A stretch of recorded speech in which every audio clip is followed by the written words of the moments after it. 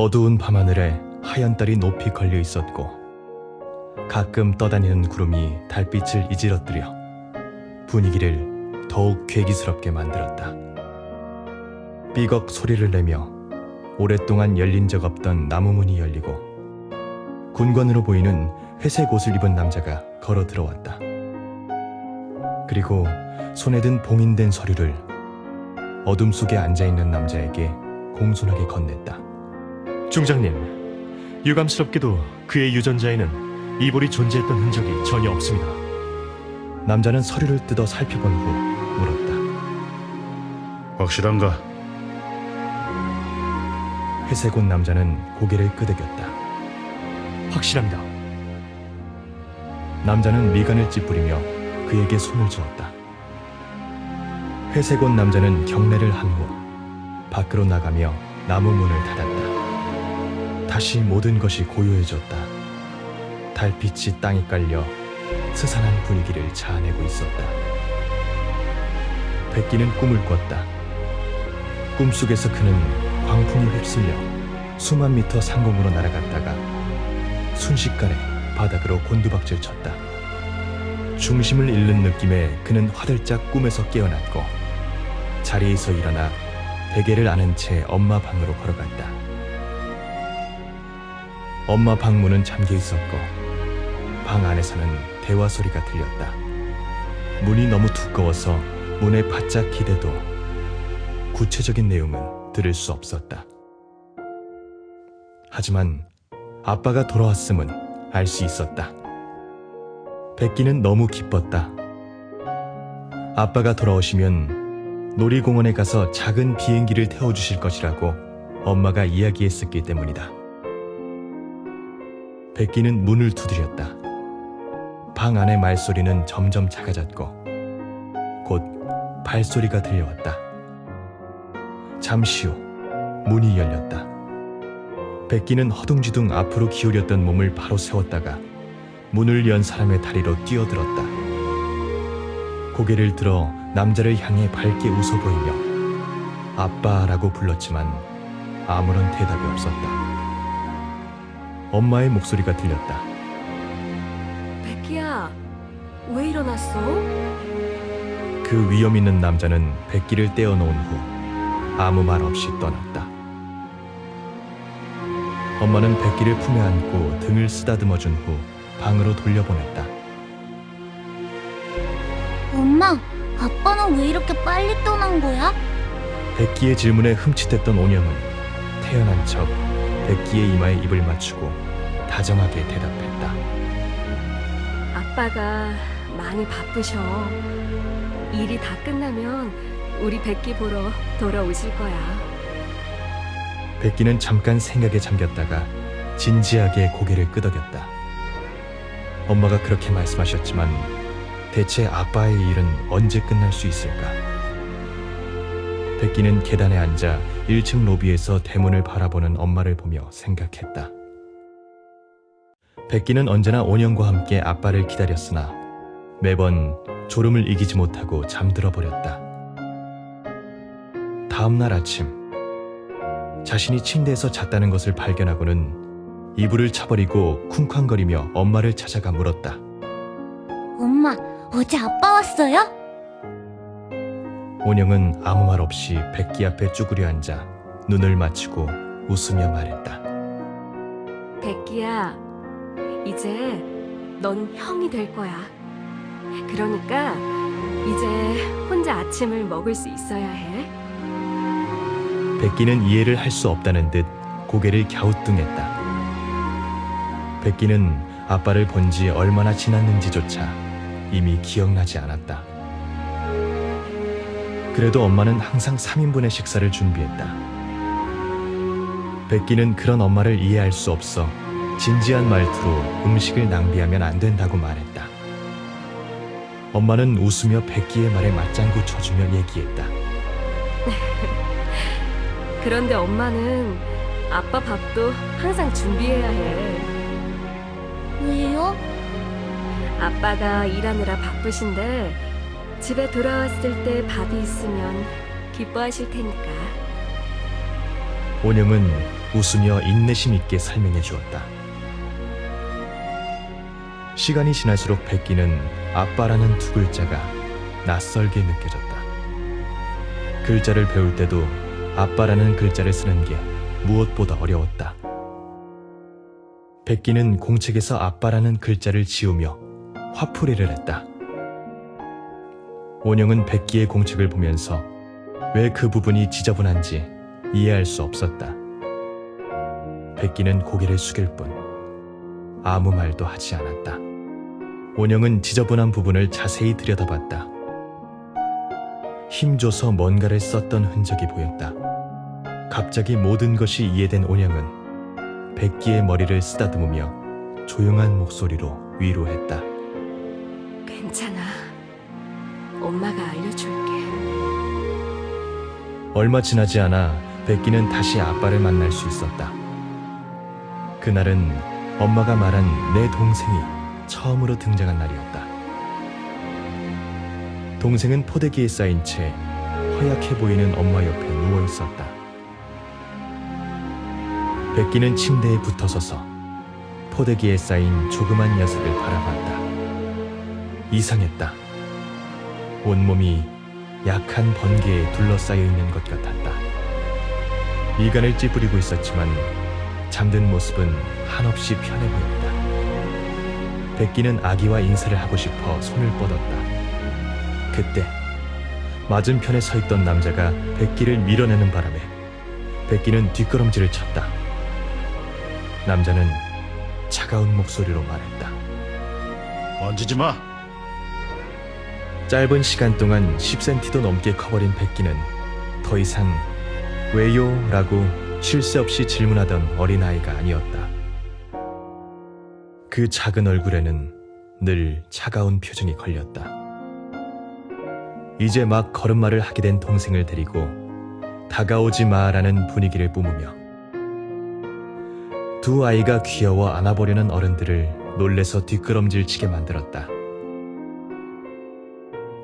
온영은 사람들에게 아이가 오늘 기분이 안 좋은 것 같다며 사과하기 일쑤였다. 백기는 확실히 요즘 기분이 좋지 않았다. 학교도 다니기 싫었다. 집에 있는 남동생보다 귀찮은 여자아이가 시도 때도 없이 그에게 달라붙었기 때문이다. 온영은 그 이야기를 들은 후 미소를 지으며 말했다. 그 아이는 우리 백기를 좋아해서 같이 놀고 싶은 거야. 동생은 알아듣지도 못하면서 고개를 끄덕였다. 백기는 입을 삐죽거렸다. 나는 걔 싫어요. 같이 놀기도 싫어요. 어? 왜? 너무 귀찮아요. 시끄럽고 맨날 내 물건 만지고 내 공책에 함부로 낙서해요. 또 소꿉놀이 하고 싶어하고 진짜 싫어요. 온영은 실소를 터뜨리며 물었다. 그러면 백기는 어떤 친구가 좋아? 그 질문에 백기는 멈칫했다. 아무리 생각해봐도 반 아이들은 너무 귀찮고 울보라서 마음에 드는 아이가 없었다. 백기는 솔직하게 고개를 젓다가 갑자기 뭔가 생각난 듯 말했다. 동생 같은 친구요. 내 동생 같은 친구가 좋아요. 백기는 확신에 가득 차 2번이나 반복하며 대답했다. 온영은 뿌듯해하며 백기의 머리를 쓰다듬었다. 그럼 앞으로 계속 사이좋게 지내야 해. 백기는 열심히 고개를 끄덕였다. 동생은 고개를 살짝 갸웃거리며 알아들은 것처럼 백기를 쳐다봤다. 엄마와의 약속 때문인지 아니면 정말 동생을 좋아해서인지 모르겠지만 그 후 백기는 맛있는 것, 재미있는 것을 볼 때마다 가장 먼저 동생을 떠올렸다. 다른 친구들에게는 인상을 쓰는 백기였지만 왜? 하고 폭풍처럼 쏟아지는 동생의 질문에는 한없이 관대했다. 그렇게 동생은 하루가 다르게 자라났다. 그에게 있어 형은 최고의 친구이자 기댈 수 있는 버팀목이었다. 백기는 평소에 사람들과 잘 어울리지도 사고를 치지도 않았다. 그 사건이 발생하기 전까지는. 괴물이다, 괴물! 백기가 모래밭에 돌아왔을 때 비슷한 또래의 아이들 한 무리가 시끄럽게 떠들고 있었다. 백기는 그들을 밀쳐냈다. 동생의 눈에는 눈물이 맺혀 있었지만 아무렇지 않은 척 형을 맞았다. 형, 나 봐봐. 대단하지? 고개를 내려보니 동생의 옷에는 몸싸움의 흔적이 남아있고 얼굴에는 희미하게 핏자국이 보였으며 손가락 사이에는 번개가 둘러져 있었다. 그는 급하게 동생을 잡아내렸다. 옆에 있던 남자아이가 흠씬 두들겨 맞은 얼굴로 덜덜 떨며 소리 질렀다. 괴물이다! 죽이자! 맞아, 괴물이야! 우리는 괴물이랑 안 놀아! 가자! 역시 괴물이었어! 백기는 벌떡 일어나 가장 심하게 동생을 놀린 자기보다 큰 남자아이를 한 방에 때려 눕혔다. 그러자 동생을 놀리던 소리가 순식간에 멈췄다. 백기는 그 아이 위에 올라타서 주먹을 높이 들어올렸다. 닥쳐! 온영은 전화를 받고 병원에 도착했다. 머릿속이 온통 하였다. 병실에 들어서자 병상에 잠들어 있는 백기가 보였다. 얼굴이 온통 상처투성이었다. 동생은 얌전하게 병상 옆을 지키고 있었다. 동생 역시 얼굴에 밴드가 붙어 있었다. 마음이 찢어지는 듯 아파왔다. 온영은 눈물을 참으며 허리를 굽혀 백기를 쓰다듬고는 고개를 숙여 동생의 얼굴을 만졌다. 아파. 온영의 물음에 동생은 고개를 저었다. 그때 아빠가 들어왔다. 병상에 누운 백기를 흘끗 봤지만 얼굴에는 아무 감정도 없었으며 그냥 동생의 손을 잡고 밖으로 나가려고 했다. 그때 온영이 남자의 손을 잡아 끌었다. 백기가 다쳤어요. 남자의 목소리에는 동요가 없었다. 놔. 온영은 손을 놓지 않고 오히려 힘을 줬다. 크지 않았지만 힘있는 목소리는 애원하듯 얘기했다. 아무리 그래도 당신 아들이에요. 남자는 온영의 손을 떼어넣고 감정 없는 목소리로 말했다. 아들은 필요 없어. 내가 뭘 필요로 하는지 잘 알잖아. 얼마나 흘렀을까. 백기가 아빠라는 존재를 거의 잊었을 때 아빠는 또다시 그 저택에 나타났다. 아빠는 돌아와서 동생을 데려가겠다고 했다. 백기는 머릿속에서 폭탄이 터진 듯 너무 놀라 아무 소리도 못 내고 제자리에 서 있었다. 온영은 남자 앞으로 다가가 작은 소리로 말했다. 얘기 좀 해요. 백기는 엄마와 아빠가 무슨 이야기를 하는지 잘 몰랐다. 그저 희미한 아빠의 목소리만 들을 수 있었다. 필요 없어. 어떤 것도. 그 애는 변할 수 없어. 나는 필요 없어. 몇 년 동안 아빠 얼굴을 제대로 본 적도 없었고 아빠가 자신을 좋아하지 않는다는 것을 백기는 잘 알고 있었다. 그러나 동생한테는 달랐다. 동생에게도 차갑게 대하긴 했지만 자신을 대할 때와 다른 눈빛을 한다는 것을 백기는 알고 있었다.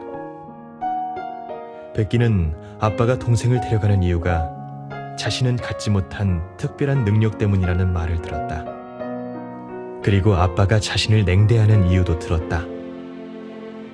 그러나 그날 아빠는 동생을 데려가지 않았다. 또다시 오랜 시간 돌아오지 않았을 뿐이다. 아빠랑 가기 싫어. 동생은 책상 다리를 하고 백기 옆에 앉아 백기 손에 들린 작은 비행기를 봤다. 그 비행기는 동생의 유치원 졸업 선물로 백기가 며칠 동안 공들여 만들고 있는 것이었다. 형, 내가 아빠한테 가서 말할게. 아빠 따라가기 싫다고. 백기는 동생을 바라보며 물었다. 왜? 아빠랑 놀고 싶다고 맨날 그랬잖아. 나는 형이 더 좋단 말이야. 형이 다 멋져. 동생은 장난기 가득한 웃음을 지었다. 그리고 내가 엄마하고 형을 보호해 줄 거야. 백기는 쳇하며 얘기했다.